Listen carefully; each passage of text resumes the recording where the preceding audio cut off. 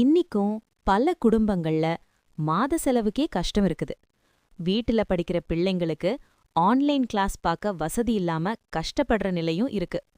வாடகை வீட்டுல இருந்து நமக்குன்னு ஒரு சொந்த வீடு இருந்தா போதும்னு கனவு காண்ற குடும்பங்களும் நிறைய பேர்.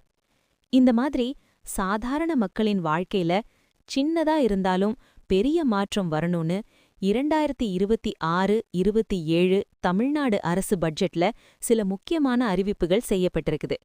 இதெல்லாம் உங்களுக்கு எப்படி பயன்படும், யாருக்கு எந்த உதவி கிடைக்கும், எந்த மாதிரி வாய்ப்புகள் உருவாகுது அப்படின்னு இப்போ ஒவ்வொன்னா பாப்போம். முதல்ல பெண்களுக்கு மாதம் ரூபாய் 2000 உதவி. பல குடும்பங்கள்ல பெண்கள் தான் வீட்டு செலவுகளோட பெரிய பொறுப்பை சுமக்கறாங்க. மருந்து செலவா இருக்கட்டும், குழந்தைகளோட படிப்பு செலவா இருக்கட்டும், அல்லது வீட்டோட தினசரி தேவைகளா இருக்கட்டும், இந்த மாதிரி செலவுகளுக்கு மாதம் ரூபாய் 2000 நேரடியாக வங்கிக் கணக்கில் வர்றது பல குடும்பங்களுக்கு ஒரு சின்ன நிம்மதியை தரும். இந்த உதவி தொடர்ந்து வழங்கப்படும்னு பட்ஜெட்ல அறிவிச்சிருக்காங்க.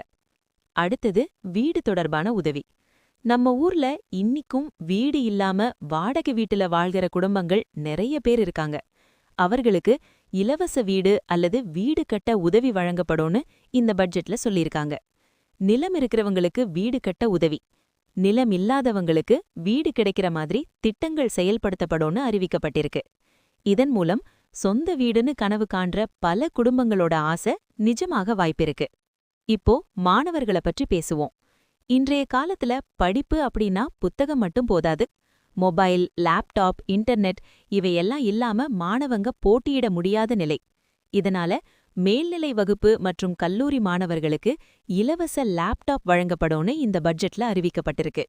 இந்த லேப்டாப் ஆன்லைன் கிளாஸ் பார்க்கவும், போட்டித் தேர்வுகளுக்கு தயாராகவும், புதிய ஸ்கில்ஸ் கற்றுக்கொள்ளவும் மாணவர்களுக்கு நல்ல ஆதரவா இருக்கும்.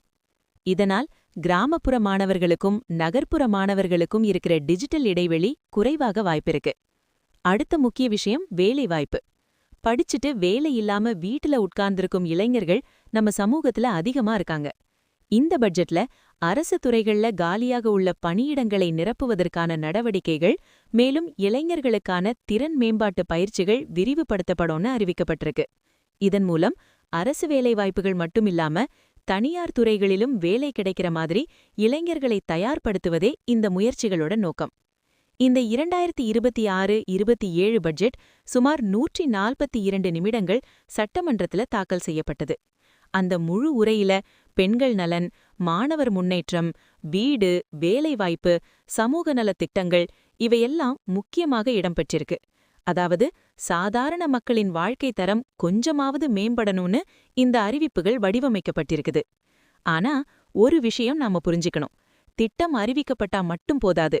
அதுக்கு யார் தகுதி, என்ன டாக்குமெண்ட் தேவை, எப்படி அப்ளை பண்ணணும் அப்படின்னு சரியான தகவல் இருந்தாதான் நம்ம உரிமையை நாம பயன்படுத்திக்க முடியும்.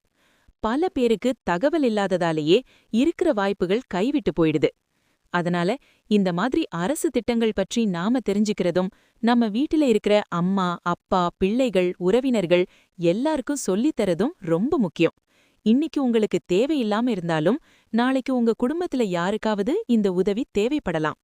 இந்த 2026-27 பட்ஜெட்ல அறிவிக்கப்பட்ட இந்த முக்கிய அறிவிப்புகள் பெண்களுக்கு ஒரு பாதுகாப்பு உணர்வையும், மாணவர்களுக்கு ஒரு புதிய வாய்ப்பையும், இளைஞர்களுக்கு ஒரு எதிர்கால நம்பிக்கையையும் உருவாக்கக்கூடியவை. இந்த விஷயங்களை சரியா புரிஞ்சுக்கிட்டு உங்களுக்கு பொருந்தும் உதவிகளை சரியான முறையில பயன்படுத்திக்கிட்டா நிச்சயமா உங்க வாழ்க்கையில சின்னதா இருந்தாலும் நல்ல மாற்றம் வரலாம். இந்த முழு வீடியோல இந்த திட்டங்கள் ஒவ்வொன்றையும் யாருக்கு பொருந்தும், எப்படி பயன்படும், எந்த மாதிரி பயன் கிடைக்கும் அப்படின்னு தெளிவா விளக்குறேன். அதனால முழு வீடியோவை தவறாம பாருங்க.